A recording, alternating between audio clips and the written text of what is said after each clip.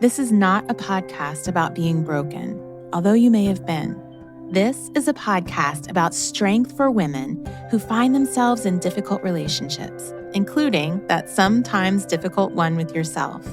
We'll look at your relationship through a lens of psychology, faith, and a little dash of my own kind of feminism. We're not fixing them, we're fixing you, and that changes everything. Welcome to Stronger in the Difficult Places. Save yourself, heal your relationships. Listen in. Hey there, welcome to Stronger in the Difficult Places. I'm your host, Dr. Zoe, and I'm so glad you're here today. Today, I am talking about how your energy, specifically your masculine energy, is affecting your relationship. I'm excited to dive into this topic today because I have so many women dating, married, who are struggling with this concept of femininity, masculinity, and how it shows up in their relationships. And sometimes they're not even aware that they're struggling with it, but it's causing some effects. So we're going to talk about that today. But first up, as always, my win and my fail. First, I have to say, it feels so good to get back to this microphone. I love talking to you guys, and I visualize you as I'm sitting here in my shed in the backyard recording this episode, but it's so good to get back, and that leads me to my fail. My fail is I have been dropping the ball with posting these episodes. I'm just going to own it. It has been probably a couple of weeks, I hope not a month, but possibly since I have recorded a podcast. And well, the funny thing is it hasn't been that long since I've recorded. It's just getting to be that long before I publish. So I've got a lot in the backlog. Life has been really busy, good, but busy, just life. And so my only excuse for not getting these podcasts out is just life. But I also feel myself judging that that's not a good enough excuse. I want to be on here getting these podcasts out to you guys. And I love that you guys have reached out to me and you're like, where are you? I'm right here and I'm balancing all the things, including this book whose deadline is quickly approaching. And so I have been pouring a lot into it. I'm very excited about this book. So my fail, I haven't gotten the podcast out. Ideally, this is a weekly podcast that goes up on Tuesdays. Reality is it's been going up every few weeks. My win. So here's an interesting win. My sister told me about this app called Swimply. It is a place where you can go and list your pool, essentially your backyard, and rent it out. Kind of like Airbnb, but you're only Airbnb-ing your backyard. Well, I was curious. I put some pictures up, pictures that were already in my phone, and I put it on this app, and the very next day my backyard was booked. So it's very interesting. I'm Airbnb-ing my backyard this summer, and it's been a lot of fun. I love to people watch, so that's a whole nother thing, but it's been a really fun process. And hey, it's put some extra cash in my pocket, and I haven't even had to purchase a cabin or a house to Airbnb. I've got a lot of wins, but let's go ahead and just dive into this podcast episode. I will record the other wins on my next episode. So let's talk about this. How the balance of your masculine, feminine energy is affecting your relationship. So I wanted to talk about this today because so many of my clients complain that their men aren't showing up for them in the way that they want to. And this is women who are dating, and this is women who are married. And I'm beginning to realize this is an epidemic. We have a big problem on our hands, and I foresee that in the next couple of decades, it's really going to get worse, both for women and for men. So what am I talking about? I'm talking about this imbalance of masculine and feminine energy that I see in relationships. And this is keeping relationships from even ever getting off the ground. And this is destroying marriage relationships. So what I'm going to talk about might also feel kind of controversial to some, but as independent and feministic in my thinking that I am also keenly aware of the real biological hormonal differences in men and women, and how those differences truly create our psychology. So I'm going to get into this energy thing, but first I want to talk about just the reality that men and women first are equal, of course, but we're different. And I know in many ways, women are actually emotionally stronger than men. I often think, when I think about women and their strength, that it was at the cross of Jesus, it was the women who stayed, when all the men, including his 12 disciples, left. Time and time again, in both my personal life and my professional life, I have watched women wade through horrific things, all the while being the emotional and psychological glue that has held their family together. The strength of men is different. Men possess way more physical strength, we know that, but ironically, science has proven that women have more stamina and endurance than men. And I think this holds just as much truth emotionally as it does physically. Essentially, men can hold more weight, men can lift more weight, but women can do it longer. Now, I want to be clear, this is not a man-bashing episode. Actually, it's quite the opposite. Men are amazing creatures, and I believe we were made perfectly for each other. And when you have two healthy, equally yoked partners in a marriage who respect each other's strengths and weaknesses, there is something so majestically and spiritually powerful. It's exactly what God created us to be as man and women. And we also know, of course, it's healthy for children to be raised in households where there's both a masculine and feminine energy. So thank God he didn't make us the same. We need to value our differences and our strengths, but we need to honor them. We need to be clear about what they are. And so that's what I'm talking about today. And all that said, I feel that many women, especially high-achieving women, we're losing. We're losing in the dating game, they're losing in the marriage game, and many of them are not happy. Now, I think there's a multitude of reasons why this is happening, and a lot of that has to do with our shifting culture. But one of them is that women are losing our grip on our femininity. I also think we're losing respect for it as well, for good reason. We're still paid less than our male counterparts. There are still consequences when we have gaps in our resumes. Motherhood and femininity has not been proven to be valuable in our society, although we give it tons of lip service, lots of it. Mother's Day, we give tons of lip service. But I don't think we actually walk that out in our culture, the value of femininity, the value of women, the value of motherhood. And so it's no wonder why so many women don't value it as well. And the flip side is that men reap the benefits of women who express their masculine energy. All the while, they are repulsed by it at the same time. And so we have this contention, we have this conundrum. And this becomes a problem because in order for a male-female relationship to work well, both of these energies, masculine and feminine, need to be present.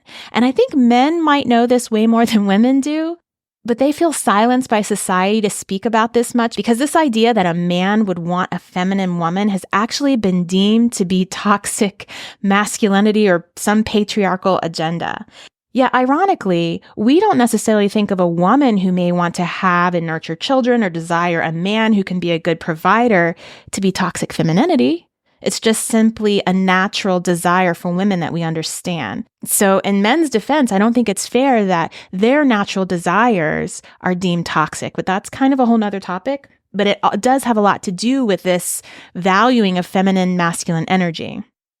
So I say all of that to say that when the feminine-masculine balance in a relationship is off, the relationship feels less rewarding. If this happens in the early stages of meeting or dating, then the relationship will fail to ever take off. Often, that leads a woman to wonder, they're confused. Maybe the date was going so well. Maybe you guys were chatting it up and you had so much in common. And it can be so frustrating. Now, if this balance is off in a marriage, then the marriage will not be happy and will be equally as frustrating, or more, really, honestly, more. So what I'm finding is that women are losing their natural sense of femininity. And when I begin to talk to them about walking more in the feminine, they actually get confused. They confuse cooking a meal or doing the chores or even, God forbid, giving a man money as taking care of him. But what they're missing is the importance of letting the man take care of them. Now, some men are actually very confused about what masculine energy is, and they might demand a level of care and respect that they have not yet earned. But this is also another conundrum we're not getting into today. It's a big issue. But first, let me talk about how not walking in your feminine energy is hurting your relationship. Now, any system must have equilibrium. A relationship is a system. And when there's an imbalance in a system, it has two choices. It can either overcorrect to bring back the balance or change roles to create balance. Now, if you're walking in your masculine energy in your relationship, your man's natural response will be to puff up and assert his dominance, what we call toxic masculinity, right? Or to recoil and become passive, which, by the way, is also not what most of us women really want, if we're honest, although we might be creating it. So my question is, how is your masculine energy showing up in your relationship, and how might this be impeding your relationship? First, it's the I've got it syndrome. It's masculine energy. What is I've got it syndrome? It's taking over and declaring, not necessarily verbally, but in your body language and your behavior, basically declaring to your man that you've got it. You can do it all by yourself. You don't need him. So I'm going to tell you this story, and I don't really want to get much into my dating life because that feels weird. But I also strive to be very authentic with you guys, and that's just a reality of where I am right now in this stage of my life. So I'm dating someone. See how I said that with this hesitation? So I'm dating someone, and I had to ship this large crate at the airport. So he came with me, and this crate took up the entire back of my back seat. And so we got to the airport. So I immediately got out of the car, opened the back door, and started struggling to get this huge crate out of the back seat. And I turned around, and he was watching me, and he just said quietly, "Why am I even here?" And I looked at him, and I was like, huh? And I had gotten out of the car and started struggling with that crate so quickly, he didn't even have a chance to get around his side of the car and do it for me. I circumvented his ability to help me, which is what he intended to do, which is what he wanted to do. And yet I quickly thwarted that. But what I didn't realize, and what is amazing, is that I was sending a very clear message to him that said, I don't need you. Men need to be needed. And he's a wonderful man, and he wasn't saying, why am I even here, in a way that was rude. It was really soft, actually, and it was like, Zoe, what are you doing? Why are you struggling with that when I am right here? And we had a whole conversation about it later. But there is something so deeply biological in a man that he needs to feel needed. Now, I would never sit and watch a man do something physical, and if I wasn't doing it, I would never wonder, why am I here? I know why I'm here, and it has nothing to do with whether I can lift something or not. And I'm not saying that to make fun of or to simplify a man's needs, because their needs are real, and so are ours that might seem trivial to them. And so when your masculine energy is showing up, and it's there for good reason, you've got to take care of yourself, right? You can take care of yourself. You are sending these messages to your husband or to your potential partner that you don't need them. And that can impede a relationship, because when men don't feel needed, they slink away, and their value in the relationship, as far as they're concerned, is significantly reduced. And I know that for many women listening, they might feel like, oh, so I've got to pretend like I need help. Well, no, it's not about pretending that you need help. It's about allowing him to help you. I didn't need him to take that package in, but you better believe I always allow him to do that, because for him, that matters. And we got to sit down in the car and have a really deep conversation about that. And it was so rich and it was so good, but also because I was open to listening. And so we're going to talk about that too as we move on. So when it comes to this feminine masculine energy, there are 3 types of women that I am seeing in my practice. The first is the woman who wants to fight against the patriarchy and often sees anything masculine as toxic, and is very much standing in her masculine energy and declaring to the world, I can do this all on my own. I don't need a man, right? These women, even if they have some sort of faith, feel like they almost have to denounce their faith in order to stand up and be themselves, in order to stand up against the patriarchy. And this can be incredibly disturbing, and it can cause substantial internal turmoil, and it also impedes relationships. Now, the second kind of woman is the woman who doesn't align with feminism in any kind of way and espouses very traditional roles and reports feeling very comfortable being in the feminine role. She follows much of the traditional ways that the opposite genders interact in a heterosexual, very traditional relationship. She believes very much that she should be submissive. She was often taught or role modeled this, and she feels a significant amount of shame or guilt, even thinking of stepping outside of this role. She also tends to have trouble caring for herself, putting herself first, and she's often also depressed and anxious. Then there are those who haven't thought about relationships and the complexities of them, but they have just started recognizing that something isn't working and they don't know why.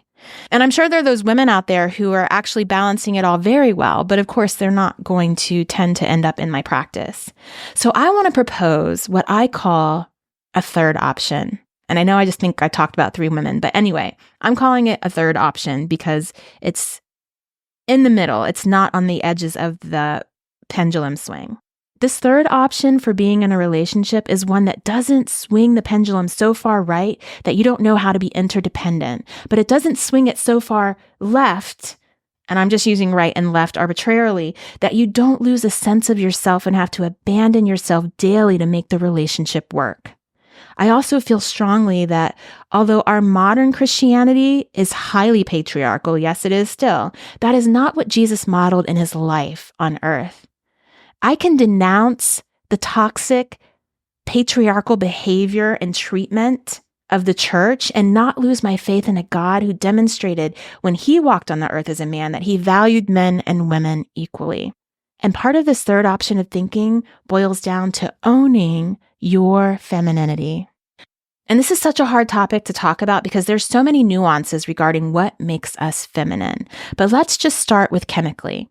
Even the fact that we live in a day and age where I have to defend the fact that there's a real difference between the genders is astounding to me.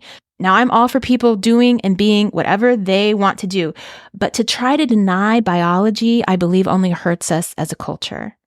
Female brains from before birth are bathed in estrogen and a host of other supportive hormones, and male brains are bathed in testosterone and a host of other supporting hormones that we just can't deny.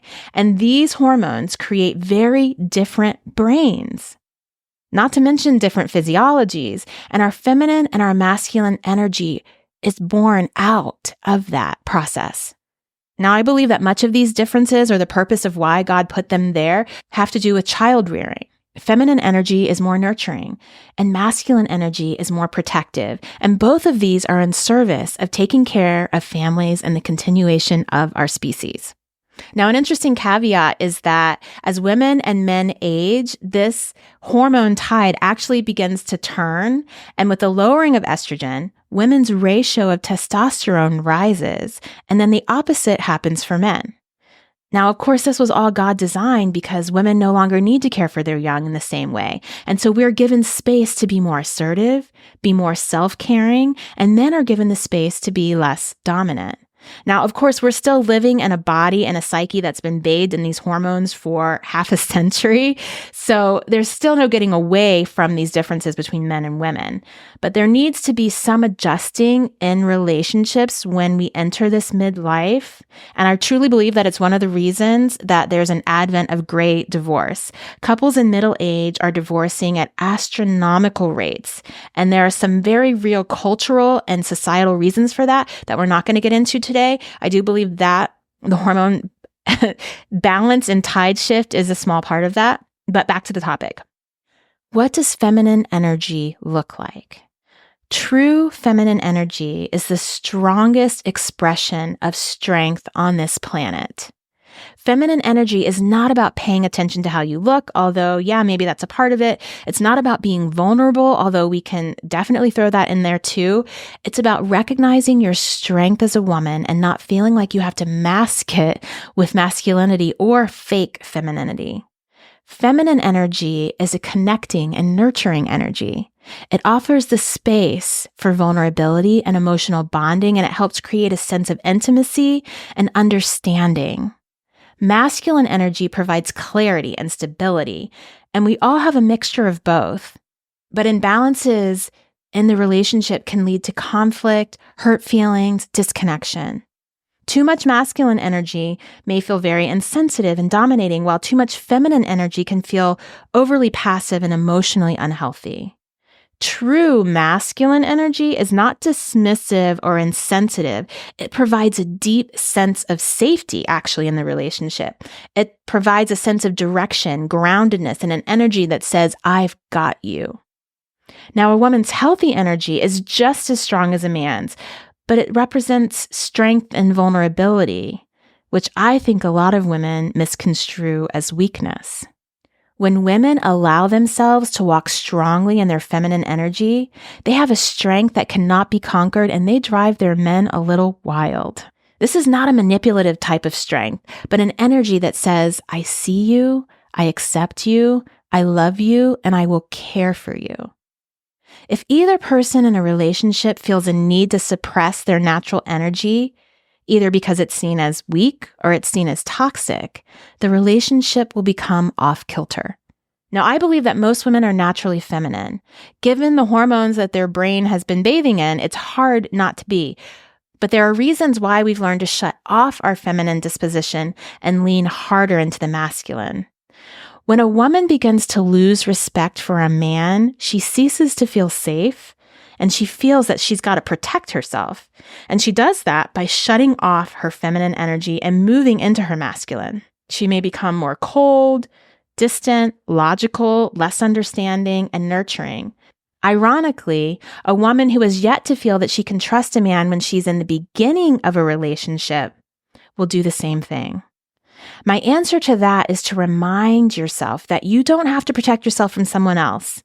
Yes, it's hard for a woman to receive, open up, and let go when she doesn't feel a sense of strong safety from her male counterpart. The conundrum, though, is that it's hard for a man to find his footing and his masculine energy when the woman is matching his, and the relationship is going to tend to fall apart or never get started, or have both people jockeying for this role in the relationship. So, how do we walk in our feminine energy? At the heart of femininity lies empathy, nurturing empathy, sensitivity, and grace. Now, this can also feel like vulnerability. And so I hear so many women saying, well, when he's proven to me that I can trust him, then I'll let my guard down. Then I'll allow myself to be more vulnerable. And I know it's scary to feel like you're being vulnerable with someone whom you don't know you can trust. And I say, you can trust yourself. You can let your guard down. You can trust yourself that you are enough, that your emotions aren't too much, that you can be strong and feminine, and if he doesn't accept it, you will be okay. Femininity also embraces emotional depth. We women are not more emotional than men. Men are plenty emotional. We just have easier access to our emotions. We just don't have to work at it as hard as men do. On top of that, men are socialized, of course, to be not so in touch with their feelings. And when we are in touch with our emotions, we give them a sacred space that they can't access anywhere else to open up and be more in touch with their emotions and our emotions. We make them feel safe in an emotional way when we are in our feminine energy. How do we do that? We get curious. Feminine energy is curious and it is caring. Feminine energy gives way for a man to connect deeper with his own emotions. With feminine energy, we make men feel emotionally safe. With masculine energy, they make us feel physically and environmentally safe. We take care of each other in that beautiful dance. And what early dating women fail to see is that if they meet their men only with quick wit and intellect, they don't give men the ability to see how they could be emotionally safe with them. Now, I know when I say this, women say, so you want me to hide my intelligence? You want me to pretend to be dumb? Absolutely not.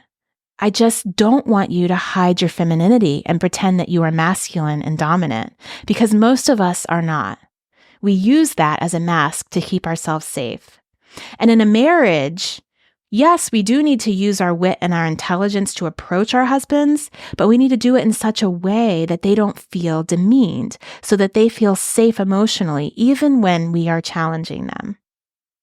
Now notice, I never said feminine energy is about cooking him food and washing his clothes or cleaning the house. These chores, first of all, are completely inappropriate for a dating relationship, although they certainly have a place, actually they're needed in a marriage, right? But these chores in and of themselves have nothing to do with your feminine energy, so don't get that twisted. So I encourage you to run a temperature check in your relationship and ask your partner, number 1, how do I make you feel emotionally safe?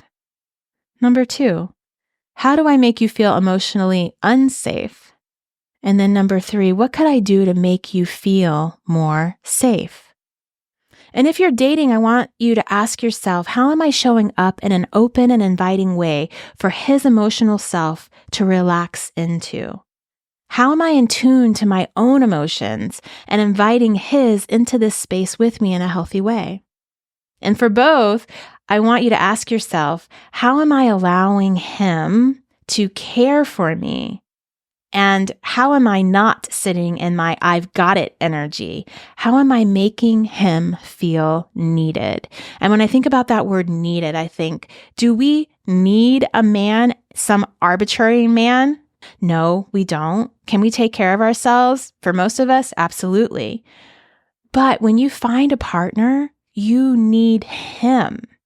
Not just a man, but you need him.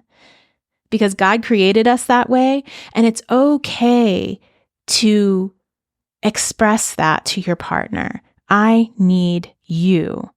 These are the ways that I need you. These are the ways that you are valuable in my life. These are the ways that you take care of me, and I see it and I appreciate it. So I want you to ask yourself, how am I making him feel needed? Now, there's a whole nother talk to be held for men about them sitting and their healthy masculine energy, but that's not my lane. That's for somebody else to talk to them about. So let's focus on changing you, not them, because that does change everything. I know the whole conversation about feminine and masculine energy, number 1, it's kind of a buzzword, but number 2, it can feel very confusing, especially because we've been so socialized in the past couple of decades to move away from that and to try to pretend like we're all the same.